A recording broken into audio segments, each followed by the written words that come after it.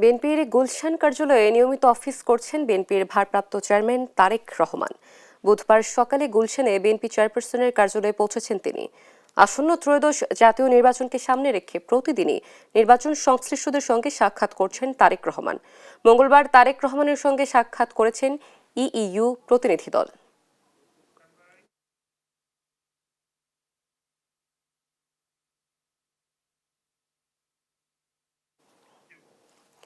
বিএনপির গুলশান কার্যালয়ে রয়েছেন সহকর্মী নিয়াজ মোর্শেদ। আমরা চলে যাচ্ছি সেখানে। নিয়াজ, নিশ্চয়ই শুনতে পাচ্ছেন আমাকে? তারেক রহমানের আজকের কর্মসূচি কি, বিস্তারিত জানাবেন?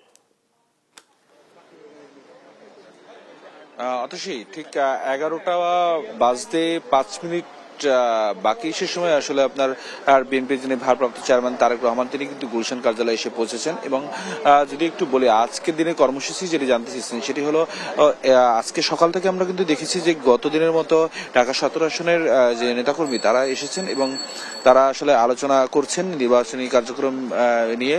এবং সেই সাথে আমরা দেখেছি কিছুক্ষণ আগে তার বিএনপি ভারপ্রাপ্ত চেয়ারম্যান তারেক রহমান ঢোকার পরপরই কিন্তু আমরা দেখেছি তার যে একান্ত প্রেস সচিব তিনিও কিন্তু এসে পৌঁছেছেন। এবং সেই সাথে যদি একটু বলি যে আজকে কিন্তু গুলশান কার্যালয়ের সামনে কিন্তু হচ্ছে নেতাকর্মীদের কিছুটা আপনার ভিড় লক্ষ্য করা যাচ্ছে। এবং সেই সাথে বিএনপির ভারপ্রাপ্ত চেয়ারম্যান তারেক রহমান কিন্তু আপনার প্রতিনিয়তই কিন্তু আসলে আপনার এই সকাল থেকে একেবারে ঠিক সন্ধ্যা পর্যন্ত আসলে অফিস করে যাচ্ছেন এবং পর্যায়ক্রমে বিভিন্ন নেতাকর্মীদের সাথে কিন্তু আসলে বৈঠক করছেন। এবং সেই সাথে বিভিন্ন রাজনৈতিক দলের নেতাকর্মীরা কিন্তু আসছে তার সাথে আপনার আলোচনা করতে এবং আগামী নির্বাচন আসলে কিভাবে পরিচালনা করবেন এবং সেই সাথে তার দলের পক্ষ থেকে আসলে কিভাবে নির্বাচন পরিচালনা কার্যক্রম করবেন সে বিষয়গুলো নিয়ে আর কি আপনার একেবারে কিন্তু ঠিক সকাল থেকে রাত অবধি কিন্তু সেই আলোচনা কিন্তু চলছে।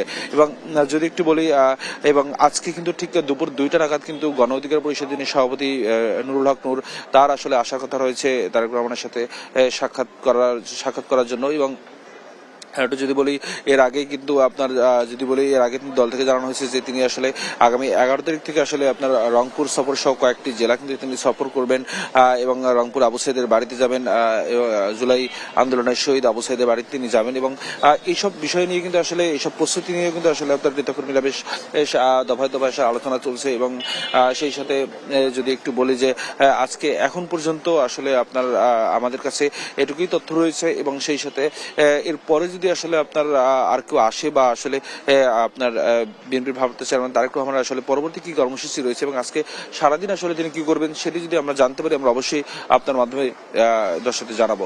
এই ছিল আমার কাছে সর্বশেষ তথ্য।